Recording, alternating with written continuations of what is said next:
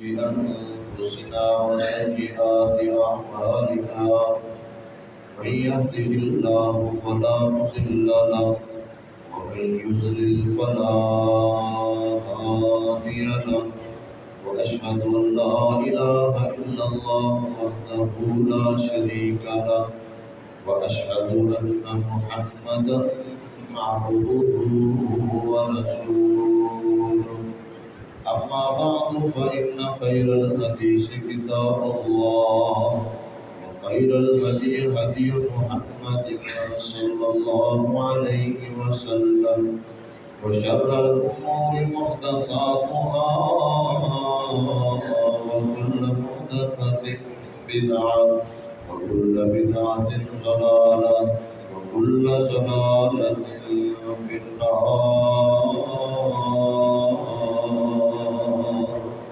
اللهم صل على محمد وعلى آل محمد كما صليت على إبراهيم وعلى آل إبراهيم إنك حميد مجيد. اللهم بارك على محمد وعلى آل محمد كما باركت على إبراهيم وعلى آل إبراهيم إنك حميد مجيد. قال الله تبارك وتعالى: أعوذ بالله السميع العليم من الشيطان الرجيم. ولا تقولوا لمن يقتل في سبيل الله أموات بل أحياء ولكن لا تشعرون. رب اشرح لي صدري ويسر لي أمري واحلل عقدة من لساني يفقهوا قولي. رب زدني علما رب زدني فهما. سبحانك لا علم لنا إلا ما علمتنا إنك أنت العليم الحكيم.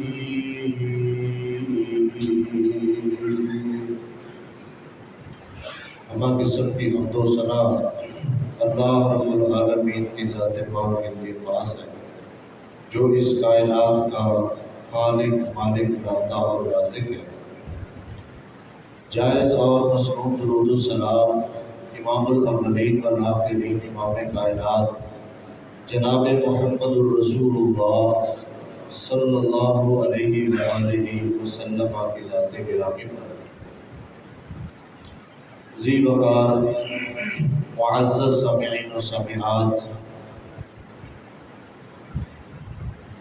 اللہ تعالیٰ ہمارا خالق اور مالک ہے. ہم سب اللہ کی مخلوق ہیں. اللہ نے ہمیں پیدا کیا ہماری ہدایت کے لیے، رہنمائی کے لیے. وحی کا بندوبست فرمایا. قرآن کی شکل میں، نبی علیہ السلام کی حدیث اور فرمان کی شکل میں اللہ تعالیٰ نے ہمارے لیے وحی کا بندوبست کیا. نبی علیہ السلام کی زندگی وحی کا زمانہ تھا. احکامات نازل ہوتے، قرآن مجید نازل ہوتا، نبی علیہ السلام اپنے فرامین جاری کرتے تھے. یہ سلسلہ آپ علیہ السلام کی وفات تک رہا ہے. اس کے بعد وحی کا سلسلہ ختم ہو گیا. نہ قرآن کی شکل میں وحی آ سکتی ہے اور نہ حدیث کی شکل میں کوئی وحی آ سکتی ہے. اور یہ جو نصاب ہے اللہ نے ہمیں دیا قرآن اور حدیث کی صورت میں، یہ ہمارا اصل نصاب ہے جس میں سے ہمارا پیپر ہونا ہے اور اللہ کے ہاں جواب دہی ہونی ہے. جو بندہ اس نصاب پہ صحیح توجہ دیتا ہے، اس کو پڑھتا ہے، اس کو سمجھتا ہے، اس کے مطابق اپنے امتحان کی تیاری کرتا ہے اور امتحان دیتا ہے، یقیناً وہ کامیاب ہو جائے گا. سمجھدار بچہ وہ ہوتا ہے جو امتحان کے دنوں میں اپنے نصاب پر توجہ دیتا ہے اور نصاب کو پڑھتا ہے وہ کامیاب ہوگا۔ جو اس امتحان کے دنوں میں غیر نصابی چیزیں پڑھتا رہے، ناول پڑھتا رہے، اخبارات پڑھتا رہے، وہ اپنے امتحان میں کامیاب نہیں ہو سکتا۔ اللہ تعالیٰ نے ہمیں ایک نصاب دیا ہے قرآن کی شکل میں، حدیث کی شکل میں، یہ ہمارے پاس مکمل طور پر ایک نصاب ہے۔ اللہ نے اسی میں سے پیپر لینا ہے، اسی میں سے ہمارا امتحان ہو رہا ہے، اسی کے مطابق جو ہم نے عمل کرنے ہیں اس کا رزلٹ اناؤنس ہونا ہے اور ہمیں کامیابی یا نعوذ باللہ کا جو ناکامی کی شکل میں رزلٹ اور نتیجہ ملنا ہے۔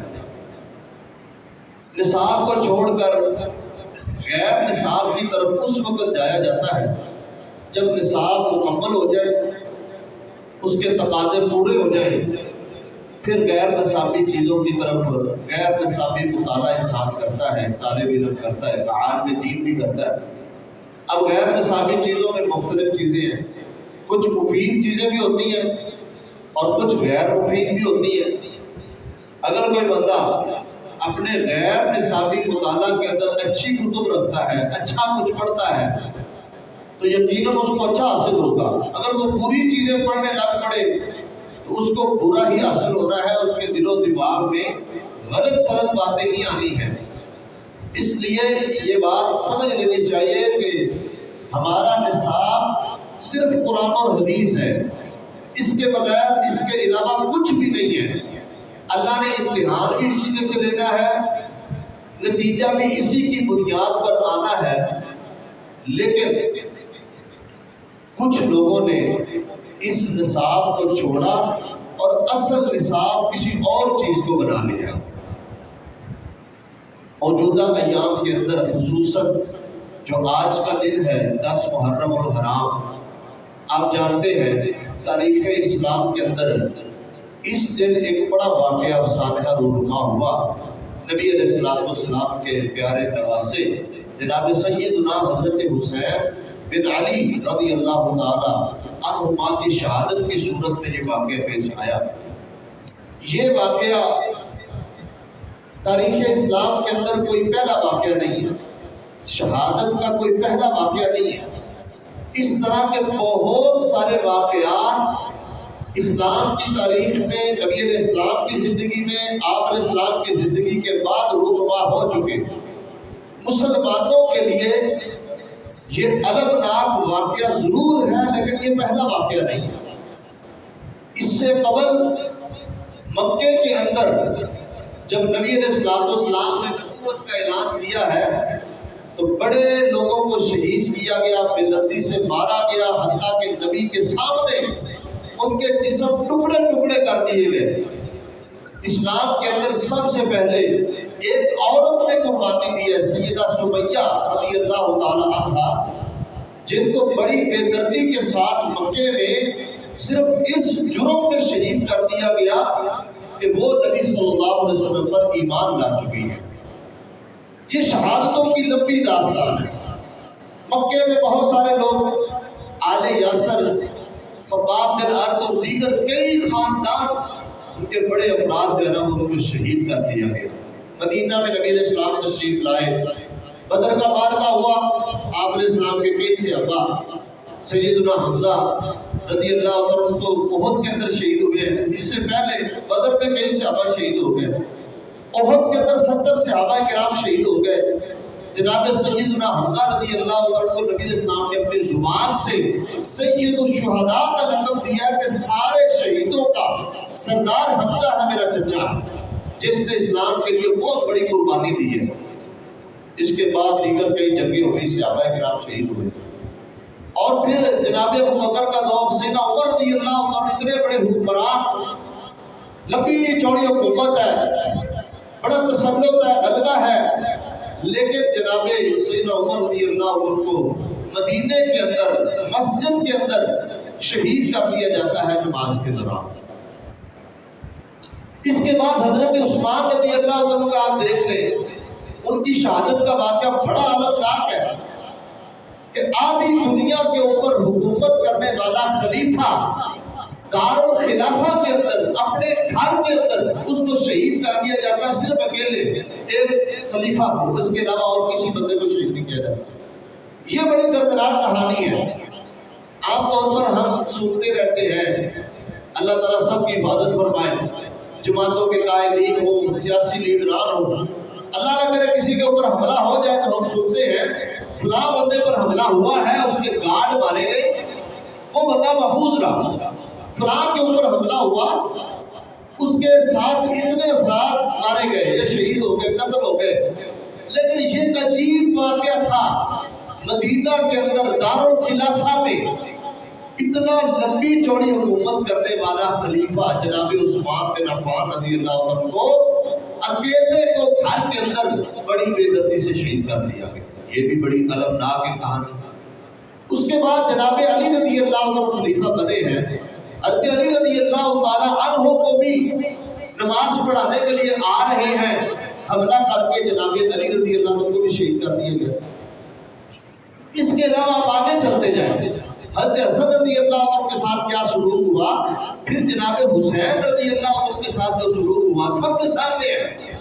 تو ہمیں یہ بات ذہن میں رکھنی چاہیے کہ جناب حسین ابن علی رضی اللہ تعالی عنہ کا ان کی شہادت کا جو واقعہ ہے، یہ جو سانحہ ہے، یہ تاریخ اسلام کے اندر المناک ضرور ہے، مظلومانہ شہادت ضرور ہے، لیکن یہ پہلا واقعہ نہیں۔ اس سے قبل کئی واقعات رونما ہو چکے ہیں۔ دوسری بات یہ ذہن میں رکھیں کہ یہ جو واقعہ ہے سیدنا حسین بن علی رضی اللہ عنہ کا، یہ نبی علیہ السلام کی وفات کے آدھی صدی بعد پیش آیا ہے۔ دین نبی علیہ السلام کی وفات تک مکمل ہو چکا ہے، وہی مکمل ہو چکی ہے، ہمارا نصاب وہیں تک مکمل ہو چکا ہے۔ یہ واقعہ اس کے 50 سال بعد پیش آیا ہے جناب حسین رضی اللہ عنہ کی شہادت کا۔ اس لیے اگر کوئی بندہ واقعہ کربلا نہیں بیان کرتا، نہیں سنتا، نہیں سمجھتا، قیامت والے دن اس بندے سے اس واقعے کے بارے میں کوئی سوال نہیں کیا جائے گا، نہ قبر کے اندر اس سے پوچھا جائے گا، نہ قیامت والے دن جنت میں داخلے کے لیے یہ شرط ہے کہ تجھے جنت کیسے بھیجے، تجھے تو واقعہ کربلا کا بھی نہیں پتا، تجھے کربلا کے واقعے آتا ہی نہیں ہے، سمجھتا ہی نہیں ہے۔ یہ سوال اللہ نے ہم سے نہیں کرنا، اس لیے کہ ہمارا نصاب قرآن و سنت ہے جو نبی علیہ السلام کی وفات تک مکمل ہو چکا ہے۔ اسی میں سے پیپر، اسی میں سے سوال اور اسی کے بارے میں پوچھا جانا ہے، اس سے آگے دیکھیں۔ کسی کو حضرت علی کی شہادت کا واقعہ آتا ہے نہیں آتا، اس کا کوئی اثر نہیں پڑتا اس کی نجات پہ یا اس کی کامیابی ناکامی کے اندر، جنت کے اندر جانے کے لیے یہ بھی ضروری نہیں۔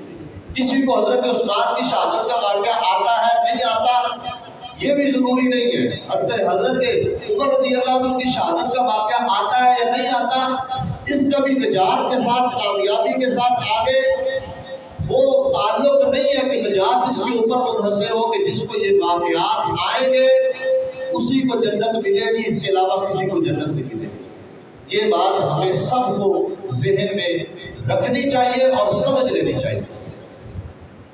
حضرت حسین رضی اللہ عنہ کو جو واقعہ پیش آیا ہے، کچھ لوگوں نے اسی کو مکمل دین بنا لیا ہے۔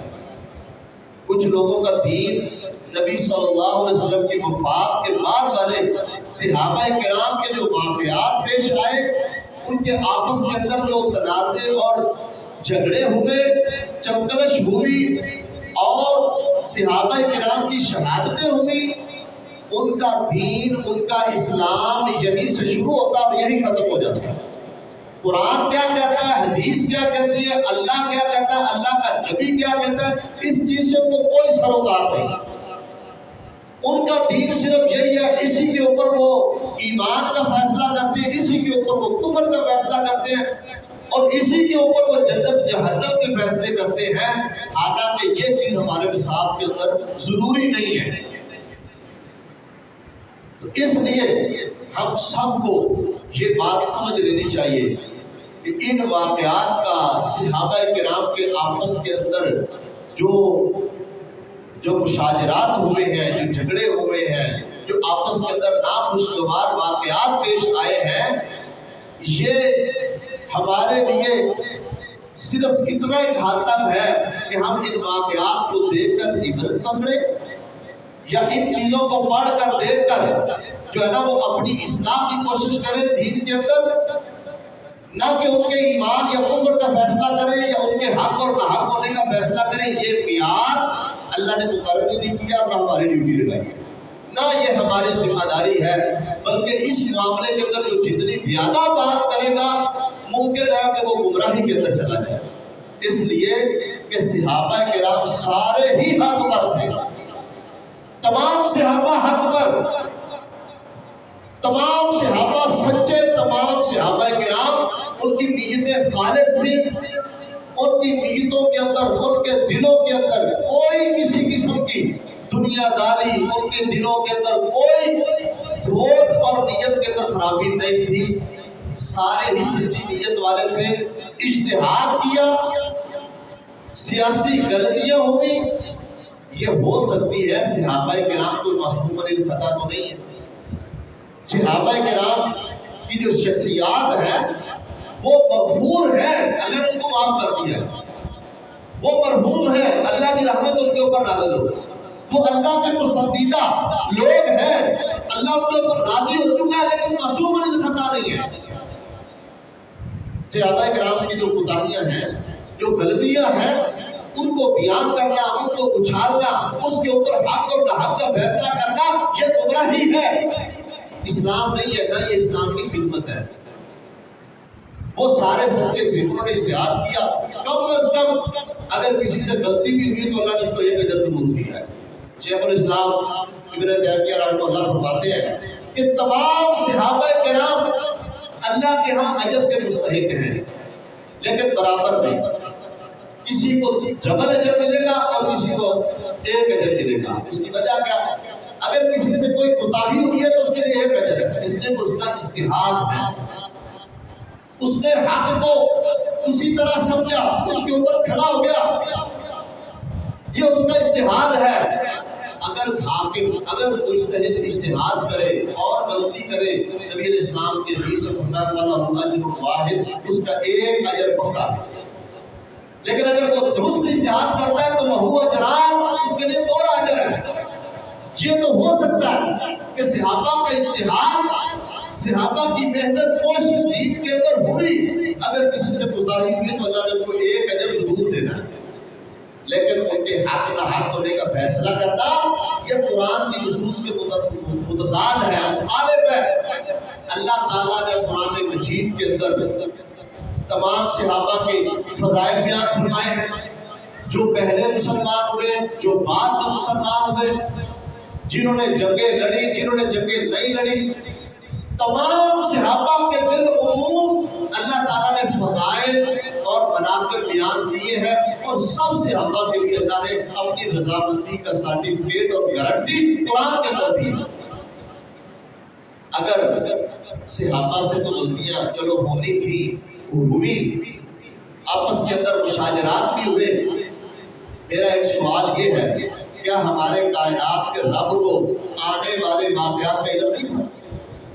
جو آئندہ پیش آنے تھے واقعات، اللہ کو ان کا علم نہیں تھا؟ اللہ نے کیوں ان کے لیے رضامندی کے سرٹیفکیٹ جاری کیے؟ کیوں ان کو معاف کیا؟ اللہ کو معلوم نہیں تھا؟ اللہ کو سارا پتہ تھا۔ اللہ تعالیٰ صحابہ کرام کی دین کے اندر محنت، ان کی کوشش، ان کی قربانیاں اتنی زیادہ ہیں، آپ یوں سمجھے کہ صحابہ کی دینی خدمات ایک سمندر ہے اور ان کی غلطی اس کے سامنے ایک قطرہ ہے۔ ایک سمندر کے مقابلے میں ایک قطرے کی کیا حیثیت ہے؟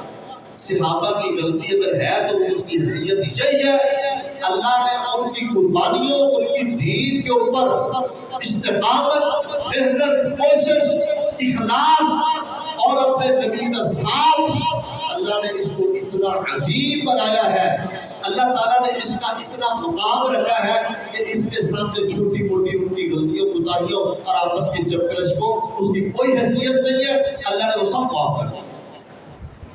تو میں عرض یہ کر رہا تھا کہ جناب حسین بن علی رضی اللہ تعالیٰ عنہ کا جو واقعہ ہے یہ نبی علیہ السلام کی وفات کے 50 سال بعد پیش آیا۔ کچھ روایات کے اندر حضرت حسین رضی اللہ عنہ کی شہادت کی پیشین گوئی نبی علیہ السلام نے اپنی زندگی میں کر دی۔ حضرت ابن عباس رضی اللہ عنہ کی روایات ہے آپ علیہ السلام نے پیشین گوئی کر دی، بلکہ اس پر نبی علیہ السلام انتہائی زیادہ غمزدہ بھی تھے کہ میری امت کے کچھ لوگ میرے اس بیٹے کو فلاں دریا کے کنارے پر، فرات کے کنارے پر، فلاں جگہ پر میرے اس بیٹے کو شہید کر دیا جائے۔ یہ نبی صلی اللہ علیہ وسلم کی تشریح گوئیاں موجود ہیں، جیسا کہ یہی تشریح گوئیاں اسی طرح کی حضرت عثمان کے بارے میں نبی علیہ السلام بھی تھی کہ آپ کو بھی مظلومانہ طریقے سے شہید کیا جائے گا، لیکن آپ نے سنت خلافت نہیں اتاری، فتنہ نہیں برپا کرنا، لڑائی جھگڑا نہیں کرنا، صبر کرنا، استقامت اختیار کرنی ہے، آپ اسی طرح مظلومانہ شہید کیے جائیں گے۔ ایسے ہی جناب حسین بن علی رضی اللہ تعالیٰ عنہ ان کی شہادت کی تشریح بھی اللہ کے نبی علیہ السلام نے کر دی۔ بڑے لمبے واقعات ہیں، میں اختصار کے ساتھ آپ کے سامنے صحیح روایات اور احادیث کی روشنی میں پوری دیانتداری کے ساتھ جو صحیح بات ہے وہ آپ کے سامنے رکھتا ہوں۔ اس سے آپ کو معلوم ہو جائے گا کہ حضرت حسین کی شہادت میں کون لوگ قصوروار ہیں اور کون نہیں ہے، اور نعوذ باللہ کہ حضرت حسین رضی اللہ تعالیٰ عنہ نے کسی کے خلاف خروج نہیں کیا، کوئی بغاوت نہیں کی، کوئی خلافت و عمارت کی خواہش نہیں کی، وہ امت کی اصلاح چاہتے تھے، لیکن ان کو گھیر کر پکڑ کر مظلومانہ طریقے سے شہید کر دیا۔ آپ جانتے ہیں حضرت علی رضی اللہ عنہ کا پورا دور خانہ جنگی میں گزرا ہے، صحابہ کرام کے آپس میں تنازع ہو گئے، حضرت عثمان کے قصاص کے مسئلے پر سیدہ معاویہ کے ساتھ، سیدہ عائشہ رضی اللہ تعالیٰ عنہا کے ساتھ، طلحہ زبیر کے ساتھ، دیگر کئی صحابہ کرام کے ساتھ یہ بڑے تنازعات، ان کے پیچھے سارے وہ گلوائی سبائی تھے جنہوں نے حضرت عثمان کو شہید کیا تھا، وہ فتنہ باز گروہ جو عبداللہ بن سبا کی پیداوار تھا، انہوں نے پہلے حضرت عثمان کو شہید کیا، پھر حضرت علی کے ہاتھ میں بیعت کر لی، ان کے ساتھ مل گئے اور غلط غلط مشورے دیے حضرت علی رضی اللہ عنہ کو، اور سیدنا علی رضی اللہ تعالیٰ عنہ کا ایک بات ذہن میں رکھ لیں، آپ جتنا مرضی مطالعہ کرتے ہیں، سن لیں علماء سے، پوری تاریخ کے اندر کوئی ایک واقعہ، کوئی ایک روایت آپ یہ نہیں ڈھونڈ سکتے کہ حضرت علی نے اپنی پوری زندگی اور پوری اپنی خلافت میں جناب عثمان کے قصاص کا انکار کیا، ایسا کہیں بھی نہیں۔ یعنی حضرت علی رضی اللہ تعالیٰ عنہ نے اپنی زندگی میں کبھی بھی یہ نہیں کہا کہ عثمان کا قصاص نہیں کیا جائے، اور نہ ہی حضرت معاویہ رضی اللہ تعالیٰ عنہ نے اس پورے دورانیے کے اندر جناب علی کی بیعت اور ان کی خلافت کو چیلنج کیا۔ اختلاف ہوا ہے، بیعت مشروط رکھی ہے، خلیفہ مانا ہے، لیکن کچھ لوگ کہتے ہیں نا حضرت معاویہ نے حضرت علی کو خلیفہ نہیں مانا تھا۔ اچھا، اگر حضرت معاویہ حضرت علی کو خلیفہ نہیں مانتے تو پھر قصاص کا مطالبہ حضرت علی سے کیوں کیا؟ قصاص کا مطالبہ کس سے کیا جاتا ہے؟ وہ قرآن سے کیا جاتا ہے نا، ولی امر سے کیا جاتا ہے، جو خلیفہ ہوتا ہے، جو مسلمانوں کا بڑا ہوتا ہے، اسی سے مطالبہ کرنا ہے نا۔ حضرت معاویہ نے کہا کہ میں خود قصاص لوں گا، یہ میں اپنے شام کے علاقے کی ساری فوج اکٹھی کر کے خود قصاص لیتا ہوں، آپ نے لینا نہیں لینا نہ لے، میں لے لیتا ہوں۔ نہیں کہا علی قصاص نہیں، ہمارا مطالبہ ہے کہ خلیفہ مسلمین کو بڑے مظلومانہ طریقے سے گھر کے اندر ان کو شہید کیا گیا ہے، ان بدوائیوں سازشوں سے پہلے قصاص لے تاکہ آئندہ بھی کسی خلیفہ مسلمین کے ساتھ ایسا معاملہ پیش نہ آئے۔ یہ حضرت معاویہ کا مطالبہ تھا، اور بالکل یہی مطالبہ سیدہ عائشہ کا تھا۔ طلحہ زبیر جو پہلے حضرت علی کے ہاتھ پر بیعت کر چکے تھے، ان کا بھی یہی مطالبہ تھا کہ جناب علی ہم آپ کے ہاتھ میں بیعت کر چکے ہیں، لوگ ہمیں طرح طرح کی باتیں کرتے ہیں، جب آپ حکومت میں بیٹھے ہوئے ہیں اور عثمان کے قاتلین کا کوئی حساب کتاب نہیں لگا رہے، ان سے کوئی بدلہ نہیں لیا جا رہا۔ پھر حضرت طلحہ زبیر رضی اللہ عنہ اشرف مبشرہ میں سے ہے، مکے میں گئے، حضرت عائشہ رضی اللہ عنہ وہاں ہیں، وہاں ایک پورا لاؤ لشکر تیار کیا صرف اس لیے کہ ہم حضرت علی کے پاس جاتے ہیں، ان کی قوت کو مضبوط کرتے ہیں اور ان کو ساتھ ملا کر قاتلین عثمان کا قصاص کرتے ہیں۔ لیکن ہمیشہ سے یہ بات ذہن میں رکھتے ہیں، آپ جتنے مرضی پڑھ لیں، مطالعہ کر لیں، لیکچر سن لیں، علماء کو سن لیں، دیانتداری کے ساتھ اس نتیجے پر پہنچے گے کہ صحابہ کے درمیان جتنے بھی اس طرح کے ناخوشگوار واقعات ہوئے ہیں، ان کے پیچھے عبداللہ بن سبا یہودی کی سازشیں تھی۔ عبداللہ بن سبا یہودی کے پیروکار تھے، صحابہ کے دشمن تھے، حتیٰ کہ اہل بیت کے بھی دشمن تھے، جو نہیں چاہتے تھے کہ صحابہ مل کے امت ایک ہو جائے۔ ان کو پتا تھا اگر یہ سارے مل کے ایک ہو گئے تو انہوں نے قصاص ہم سے لینا، باری ہماری ہے، لہذا ایسا طریقہ اختیار کرو، ایسا جو ہے نا وہ ایک نظام بنا دو کہ ان کی آپس میں کبھی پوری زندگی صلح نہ ہو، اگر صلح ہوگی تو ان کا رخ، ان کی تلواریں ہماری طرف ہوئی طرف۔ ہر موقع پر وہ اسی طرح سازشیں کی۔ جنگ جمل اسی کے نتیجے کو ہوئی، جنگ صفین اسی طرح ہوئی ہے۔ اسی گروہ نے حضرت علی سے علیحدگی اختیار کی، نعوذ باللہ معاویہ اور علی دونوں کے اوپر کفر کا فتویٰ لگایا، خارجی بن گئے، اور حضرت علی کے خلاف جنگ لڑی، جنگ نہروان۔ 4000 خارجی تھے، سمجھایا، مناظرے کیے، مباحثے کیے کہ بعض آ جاؤ، تمہارا مطالبہ درست نہیں ہے، صحیح ہو جاؤ۔ حضرت علی ان کو بڑا سمجھا، نہیں سمجھے، ان کے خلاف جنگ کی، ساروں کو مار دیا، صرف 9 افراد بچے خارجی بھاگ گئے۔ ان 9 نے ایسا فتنہ برپا کیا کہ ان میں سے 3 افراد نے یک وقت جناب علی پر حملہ کیا، جناب معاویہ پر حملہ کیا، جناب عمر بن عاص پر حملہ کیا۔ عمر بن عاص مصر میں تھے، حضرت علی کوفہ کے اندر تھے، حضرت معاویہ شام کے اندر تھے۔ مکے میں بیت اللہ میں کعبے کا غلاف پکڑ کر قسمیں اٹھا کر یہ معاہدہ کیا کہ ہم ایک ہی وقت میں ان تینوں پر حملہ کریں گے۔ ان تینوں کی وجہ سے مسلمانوں میں بڑا انتشار ہے، نعوذ باللہ۔ یہی 3 لوگ بنیاد ہے، نعوذ باللہ، ان کا کام تمام کرتے ہیں۔ یہ کون لوگ تھے؟ یہ خارجی بلوائی سازشی باقی لوگ، یہ تھا۔ اور انہوں نے کوشش کی، حضرت علی کو قتل کرنے میں، شہید کرنے میں کامیاب ہو گئے۔ معاویہ رضی اللہ عنہ کے اوپر حملہ ہوا، لیکن وہ اس زور کا حملہ نہیں تھا، زخمی ہوئے، لیکن اللہ نے ان کو بچا لیا۔ عمر بن عاص اس نے فجر کی نماز پڑھانے کے لیے لیا، بیمار تھے، ان کی جگہ پر خارجہ بن حذافہ حضوی نے نماز پڑھائی۔ اس حملہ آور نے ان کو عمر بن عاص سمجھ کے شہید کر دیا۔ یہ فتنے باز، یہ سارے وہ لوگ ہیں۔ پھر یہ ان کا مین مرکز کوفہ، عراق، جو فتنوں کی آماجگاہ ہے، جو شیطان کی آماجگاہ تھی، جس کی طرف نبی علیہ السلام نے اشارہ کر کے فرمایا تھا، غلام الزلازل والفتن، میری امت کے اندر جتنے فتنے رونما ہوں گے ان سب کا مرکز عراق ہے، ان سب کا مرکز کوفہ ہے۔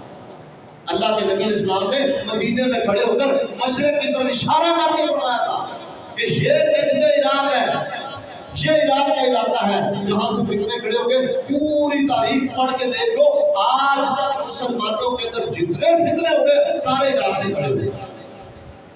ساروں کا مرکز عراق ہے، کوفہ ہے۔ جب معاویہ رضی اللہ تعالیٰ عنہ کا دور حکومت آیا، بڑا پرامن دور ہے، 20 سال حضرت معاویہ کی حکومت رہی ہے۔ علی رضی اللہ عنہ کے بعد خلافت حسن کے پاس آ گئی۔ حضرت حسن رضی اللہ عنہ نے جا کے حضرت معاویہ سے شروع کر لی کہ مجھے حکومت 2 شکلوں میں گوارا نہیں ہے، لہذا میں اپنا حق سے دستبردار ہو کے آپ کو اپنا خلیفہ مانتا ہوں۔ اپنا ہاتھ حضرت معاویہ کے ہاتھ میں رکھ کے ان کو اپنا امیر اور خلیفہ تسلیم کیا، اور ساتھ ہی اپنے بھائی حسین کو کہا، تم یا حسین کھڑے ہو جائیے، اس معاویہ رضی اللہ عنہ کے ہاتھ پر بیعت کر کے ان کو اپنا امیر مان لیا۔ دونوں بھائیوں نے معاویہ رضی اللہ عنہ کو اپنا امیر بنا لیا۔ 20 سال تک حضرت حسین رضی اللہ عنہ کبھی حضرت معاویہ کی خلافت حسین کبھی کوئی بات نہیں کی، تسلیم کیا، مانا ہے، اور نبی علیہ السلام کی وہ مشین کو پوری ہوئی کہ میرا یہ بیٹا حسن سردار ہے۔ اللہ اس کے ذریعے مسلمانوں کے، مومنوں کے 2 بڑے گروہوں کے درمیان صلح فرمائے گا۔ مسلمانوں کے گروہ باغیوں کے نہیں ہیں، یہ بات سمجھے، وہ دو گروہ مسلمانوں کے ہیں، مومنوں کے، ان میں کوئی گروہ باغی نہیں ہے۔ وہ مسلمانوں کے دو بڑے گروہ ایک ہو گئے، ان کوفیوں کو یہ بات بھی گوارا نہ ہوئی، انہوں نے حضرت حسن کے خلاف جو حشر کیا وہ تاریخ کے اوراق میں موجود، آج لوگ بیان نہیں کرتے۔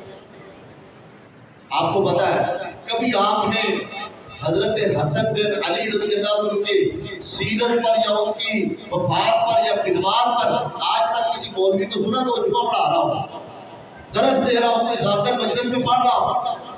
اس لیے کہ ان کا تذکرہ کرنے سے نہ لوگوں کو رونا آتا ہے، نہ لوگوں کی جیبوں سے پیسے نکلتے ہیں، اور نہ یہ سارے ڈرامے باتیں نہیں کرتے تذکرہ ان کا۔ دوسری بات، ان کو یہ بات تسلیم ہی نہیں ہے کہ حضرت حسن معاویہ کے ہاتھ پر سلو کیوں کی، حالانکہ نبی اسلام کی بشیر کوئی پوری ہوئی۔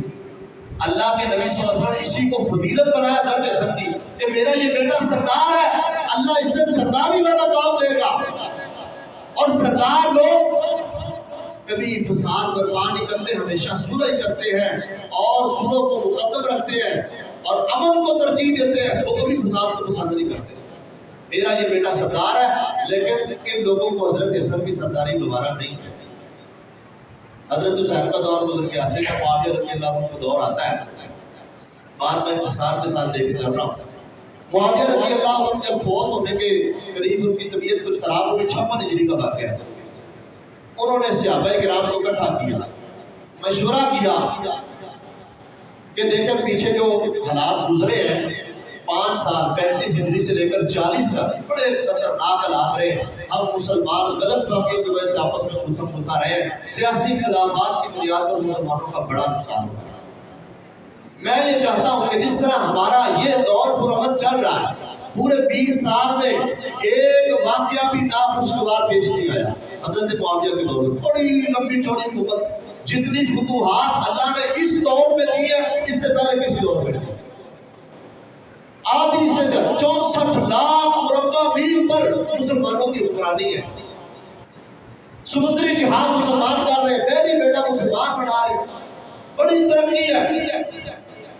چاہتے ہیں کہ میرے بعد کسی ایسے بندے کو نامزد کر دیا جائے جس پر تمام لوگ متفق ہو جائیں اور کوئی تنازع نہ۔ مشورہ ہوا، حضرت مغیرہ بن شعبہ رضی اللہ عنہ بڑے صحابی، دیگر کئی صحابہ کرام اور بھی موجود تھے، کم و بیش کوئی 60 کے قریب صحابہ کرام، بعض روایات کے اندر یہ بھی ملتا ہے 10 صحابہ۔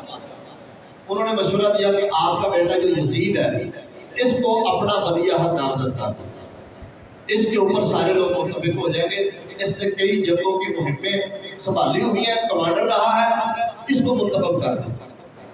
حضرت معاویہ رضی اللہ عنہ صحابی رسول ہے، ان کی نیت میں شک نہیں کیا جا سکتا، یہ نہیں کہا جا سکتا کہ ہر صورت اپنے بیٹے کو بنانا چاہتے تھے۔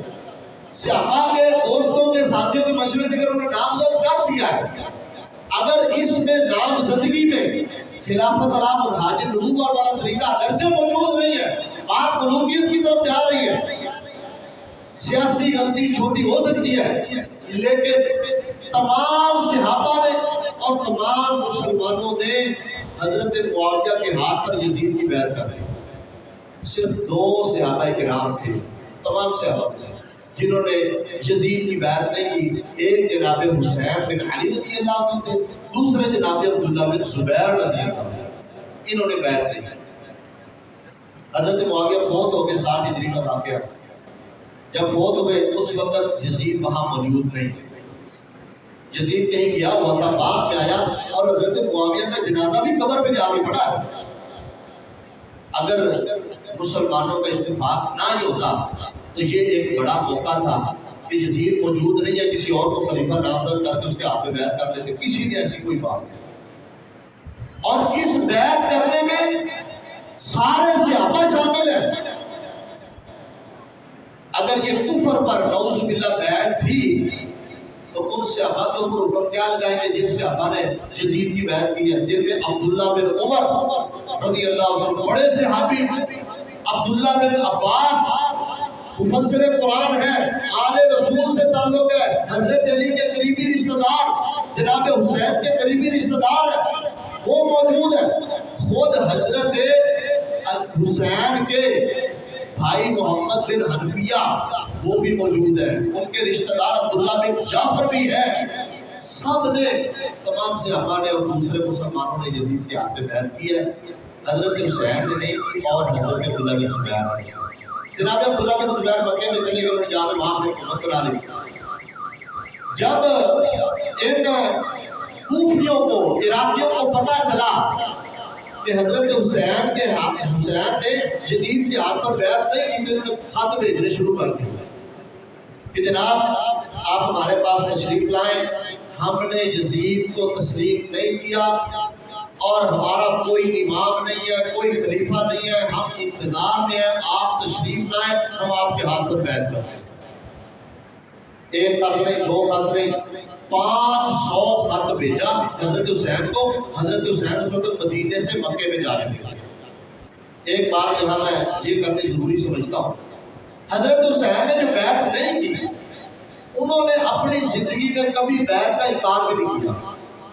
جب مدینے کے اندر جو گورنر ولید تھا، اس نے مطالبہ کیا نا حضرت حسین سے کہ تشریف لائیے، یزید حضرت معاویہ فوت ہو گئے، اب ان کے بعد یزید خلیفہ، مسلمانوں نے اس کو نامزد کر لیا، اس کی بیعت کر دی۔ حضرت حسین رضی اللہ عنہ نے وہاں پر بڑی تاریخی بات ارشاد فرمایا، ان مثلی لا یؤتی بیعتہ سرا، میرے جیسا بندہ خفیہ بیعت نہیں کرے گا، میں بیعت کروں گا سارے لوگوں کے سامنے کروں گا، لوگوں کو اکٹھا کروں گا، ان کے سامنے بیعت کروں گا۔ یہ بات حوالہ صحیح سند کے ساتھ موجود ہے۔ اس کا کیا مطلب ہوا کہ حضرت حسین کی کوئی بغاوت یا خروج کا کوئی ارادہ نہیں ہے۔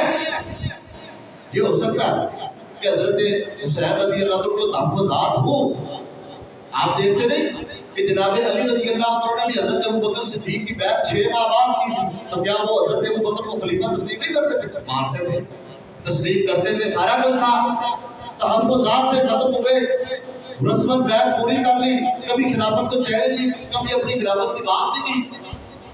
حضرت حسین وہاں سے مکے میں آ گئے، کوفیوں کو پتہ چلا، خط بھیجنے شروع کر دیے۔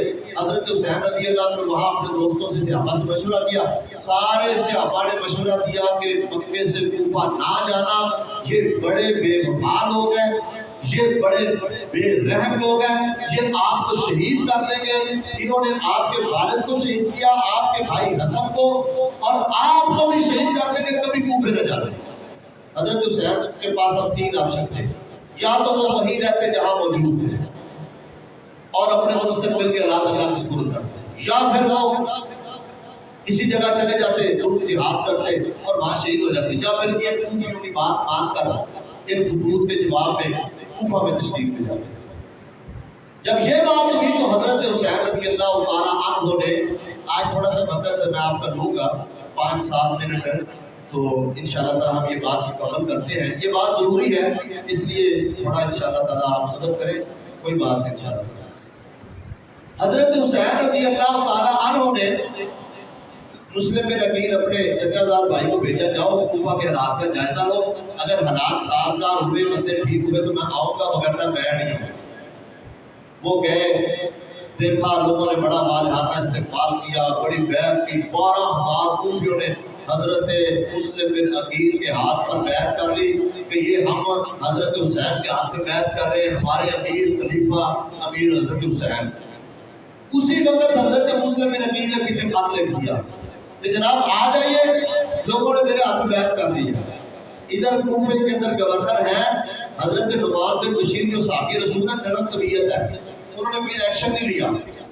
یزید کو جب پتہ چلا، اس کو خبر ہوئی، تو اس نے یہاں کا کمانڈر اور گورنر عبید اللہ بن زیاد کو مقرر کر دیا، نعمان بن بشیر کو مزور کر دیا، اس کو ہدایات جاری کی کہ کوفے کے حالات کنٹرول کرو، لوگ جو ہے نا وہ میری بیعت سے نکل کر کوئی اور فساد بچانا چاہتے ہیں، یہ حالات کنٹرول کرو۔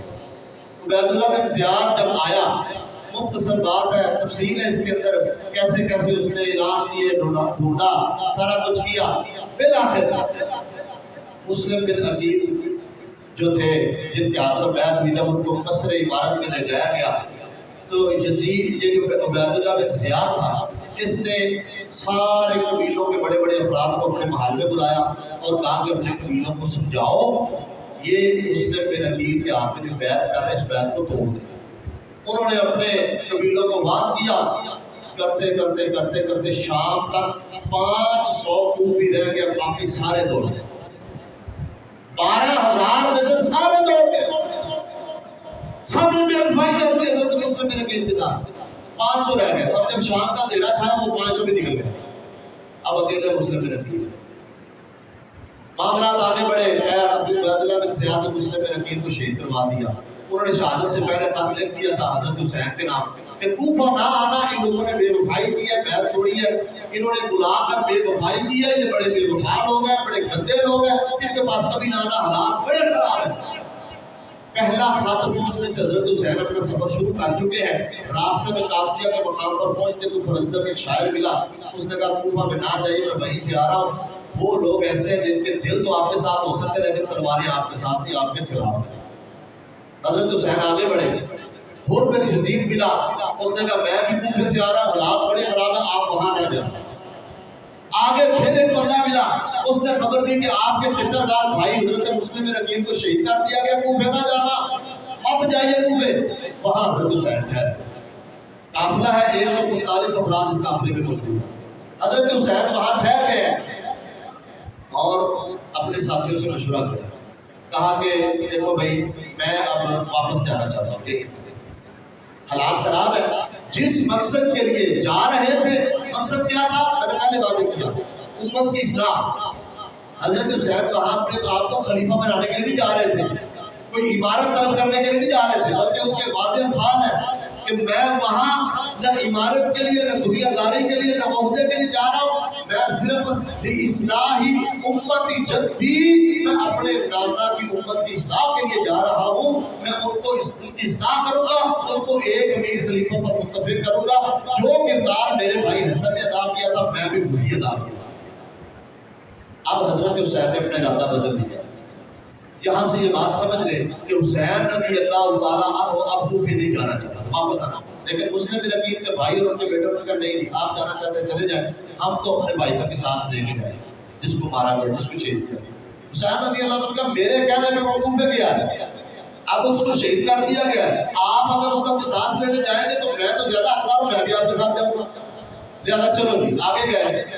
آگے وہ محاصرہ سخت ہو چکا ہے، فوجیں باہر آ چکی ہیں، روک لیا گیا حضرت حسین رضی اللہ عنہ۔ پہلے حضرت حسین کا روٹ ہے مکہ ٹو کوفہ، مکہ سے کوفہ کی طرف، اور جب وہاں پہنچتے ہیں بائی پاس میں، جب دیکھا کہ اب یہ لوگ کسی صورت بھی نہ ہمیں آگے جانے دیں گے نہ پیچھے، انہوں نے اپنا روٹ بدل دیا۔ اب حضرت حسین کا روٹ ہے مکہ ٹو شام، جو کوفہ سے شام کی طرف رستہ جاتا تھا، حضرت حسین نے اپنا راستہ بدل کے شام کے راستے پہ چل پڑے۔ آگے ایک میدان ہے جس کا نام کربو بلا ہے، جس کو میدان کربلا ہے، وہاں ٹھہر گئے، رک گئے۔ وہاں پھر عبیداللہ بن زیاد کی فوجیں آئیں، مذاکرات چلتے رہے۔ حضرت حسین نے ان کے سامنے 3 باتیں رکھی، یہ باتیں ذرا سننے والی، یہ ساری مسلمانوں کی کتابوں میں بھی، شیعہ کی کتابوں میں یہ ساری باتیں موجود ہیں، تینوں باتیں مسلم باتیں۔ حسین رضی اللہ عنہ کا بھی دیکھو میرے 3 باتیں ہیں، ان میں سے کوئی ایک مان لو، یا تو مجھے یہیں سے واپس مکہ جانے دو جہاں سے میں وہیں چلا جاتا ہوں، یا مجھے یہاں سے کسی سرحد پہ جانے دو، میں وہاں جا کے کافروں کے خلاف لڑتا لڑتا شہید ہو جاؤں گا۔ اس کا مطلب ہے یہ جو مارکا تھا، یہ جو ہوا، یہ کفر اسلام کا مارکا نہیں تھا۔ اگر کفر اسلام کا مارکا تھا تو حضرت حسین پھر کون سے اور مارکے میں جانا چاہتے تھے؟ انہوں نے کہا میں یہاں سے سرحدوں پہ جا کے کافروں کے خلاف لڑتا ہوں۔ اگر یہی کفر اسلام کا مارکا تو یہی لڑتے، کوئی لڑائی کا ارادہ نہیں ہے، کوئی ہتھیار ساتھ نہیں ہے، کوئی بچے عورتیں، وہ ہمیشہ انسان کوئی جہاد میں تو نہیں لے کے جاتا، جنگ لڑنے کے لیے بچے تو نہیں ساتھ لے کے جاتا، نہ عورتیں ساتھ لے کے جاتے ہیں، کوئی تیاری نہیں، ارادہ اور ہے، نیت اور ہے، لیکن ظالموں نے گھیر لیا۔ پہلی بات رکھی، دوسری بات بھی رکھ دی، تیسرا کہا اگر یہ تمہیں دونوں باتیں منظور نہیں ہے تو پھر مجھے خود شام کے اندر یزید کے پاس جانے دو، میں اس کے ساتھ جا کر خود اپنے معاملات وہاں سے آتا ہوں۔ بعض روایات میں واضح لفظ ہے، حضرت حسین نے کہا آزا یدی فی یدی ہی، میں اپنا ہاتھ اس کے ہاتھ میں رکھوں گا۔ اب یہاں سے یہ بات سمجھے کہ حضرت حسین کا اگر کوفہ جانے کا، حالات کنٹرول کر کے ان کی اصلاح کرنے کا اب تبدیل ہو چکا ہے، ان کی بے وفائی کا علم ہو چکا ہے۔ اب حضرت حسین یا تو واپس جانا چاہتے ہیں، اگر یہ کفر اسلام کا معرکہ تھا، یہ جہاد تھا جس کے لیے وہ نکلے ہوئے تھے، اگر وہ معرکہ لڑنے کے لیے نکلے تھے تو جنگ سے واپس لوٹنا کبیرہ اپنا حضرت حسین کبھی اس کی خواہش نہ کرتے، وہ جنگ لڑنے بھی جا رہے ہیں۔ دوسری شرط یہ رکھی کہ میں کسی جو نا سرحد پہ جانا چاہتا ہوں۔ تیسری بات کہ میں یزید کے پاس جانا چاہتا ہوں، ان کو پتہ چل چکا تھا کہ اگر ہمارے قافلے کی عافیت یا ان کو کوئی پناہ مل سکتی ہے تو وہ شام میں یزید کے پاس مل سکتی ہے، یہ مجھے ہمیں ظالم لوگ نہیں چھوڑیں گے۔ نام لے لے کر حضرت حسین نے کہا اور لوگوں او فلاں تم نے مجھے خط نہیں لکھا تھا، یہ تمہارا خط ہے، یہ تمہارا خط ہے، یہ تمہارا خط ہے۔ لیکن ان ظالموں نے اس وقت حضرت حسین رضی اللہ عنہ کو اس بات پر مجبور کرنا چاہا کہ آپ پہلے گرفتاری دیں، عبید اللہ بن زیاد کے ہاتھ میں بیعت کریں، پھر ہم آپ کا فیصلہ کریں گے، ہم آپ کی قسمت کا فیصلہ کریں گے، اس طرح ہم نہیں چھوڑیں گے۔ اس بات پر اختلاف ہوا، حضرت حسین نہیں مانے، جھڑپ ہوئی، سارے لوگ شہید ہو گئے، چند لوگ بچے، جناب حضرت حسین رضی اللہ عنہ کو بھی شہید کر دیا۔ اب اس کے بعد اختصار کے ساتھ یہ بات سمجھ رہے کون لوگ قصوروار ہیں۔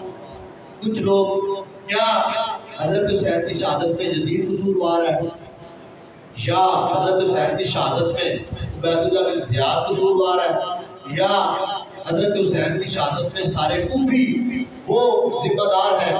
اس شہادت کے بھائی جان کے بات سمجھ لیں، متعین طور پر ہم کسی اس میں صرف عبید اللہ بن زیاد کو اور جو کوفے کے رہنے والے کوفی تھے ان کو نامزد کر سکتے ہیں، لیکن یہ الزام یزید پر بھی آتا ہے۔ کیوں؟ یزید کی حکومت ہے، یہ اصول ہے کہ جس کی حکومت ہو الزام اس پر آتا ہے۔ اب یزید پر بھی الزام آتا ہے۔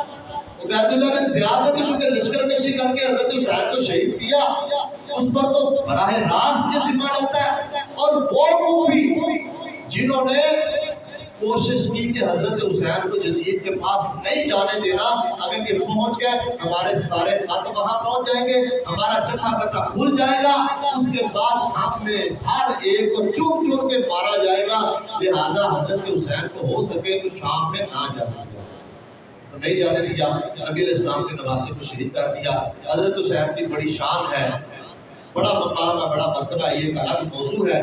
ہماری ساری ہمدردیاں جناب حسین رضی اللہ عنہ کے ساتھ ہے۔ ہم یہ کہتے ہیں کہ اس واقعے میں حضرت حسین رضی اللہ عنہ نہ خلافت چاہتے تھے، نہ عمارت چاہتے تھے، نہ دنیا داری چاہتے تھے، نہ عہدہ چاہتے تھے، وہ صرف امت کی اصلاح کے لیے، ان کوفیوں کی اصلاح کے لیے نکلے تھے۔ جب وہاں پہنچے پتہ چلا کہ اسلام ان کے لیے تو واپسی کا ارادہ کر لیا، لہذا ان کا ارادہ بدل، ان کا کوئی قصور نہیں۔ وہ جانا چاہتے یزید کے پاس، یزید کے پاس ان کو نہیں جانے دیا گیا، وہیں پہ گھیر کے اس میدان میں شہید کر دیا گیا۔ حضرت حسین رضی اللہ عنہ کو ہم یہ سمجھتے ہیں کہ جن لوگوں نے حضرت حسین کو بلایا، ان سے بے وفائی کی، ان کے خلاف نکلے، تعاون کیا، حضرت حسین کو شہید کیا، اللہ تعالیٰ ان سب لوگوں کے ساتھ نپٹے، ان سب پر اللہ کی بھی لعنت ہو، اللہ کے نبی کی بھی لعنت ہو، سارے فرشتوں، سارے انسان کے سارے لوگوں کی لعنت۔ لیکن ہم متعین طور پر اگر کسی بندے کا براہ راست اس میں نام، مثلا میں خود کے بات کہتا ہوں، یزید پر لوگ براہ راست اس کو گالیاں نکالتے ہیں، لعن طعن کرتے ہیں، اس کو فاسق فاجر کافر کا کہتے ہیں، اور بھی بہت کچھ کہتے ہیں۔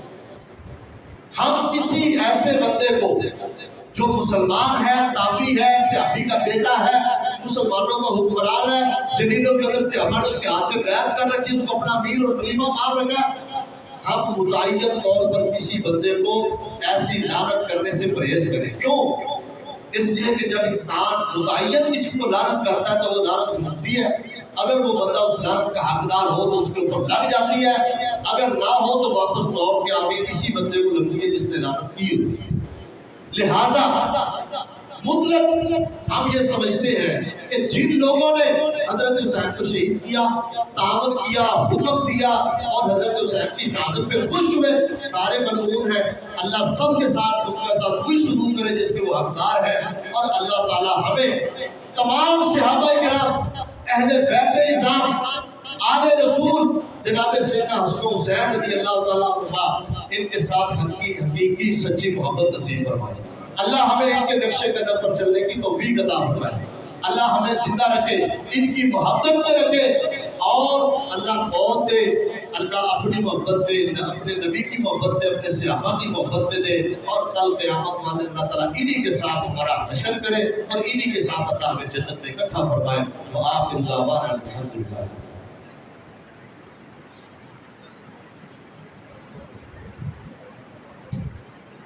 الحمد لله نحمده ونستعينه ونستغفره ونعوذ بالله من شرور انفسنا وسيئات اعمالنا، من يهده الله فلا مضل له ومن يضلل فلا هادي له، اشهد ان لا اله الا الله وحده لا شريك له، واشهد ان محمدا عبده ورسوله۔ اللهم صل على محمد وعلى ال محمد كما صليت على ابراهيم وعلى ال ابراهيم انك حميد مجيد۔ اللهم بارك على محمد وعلى ال محمد كما باركت على ابراهيم وعلى ال ابراهيم انك حميد مجيد۔ یہ واقعہ، اس طرح کے واقعات بیان عام طور پر نہیں کرنے چاہیے، نہ کیے جاتے۔ میں نے آپ کے سامنے اس لیے ذکر کیا ہے کہ اس واقعے کو بڑے غلط رنگ دے کر اور عجیب و غریب طریقے سے اس میں پتہ نہیں کتنا جھوٹ شامل کر کے بیان کیا جاتا ہے۔ آپ کے سامنے بیان کرنے کا مقصد یہ کہ آپ کے سامنے حق واضح ہو اور صحیح اور سیدھی بات واضح ہو جائے کہ آپ نے صحیح بات کو سمجھنا ہے کہ صحیح بات کیا ہے۔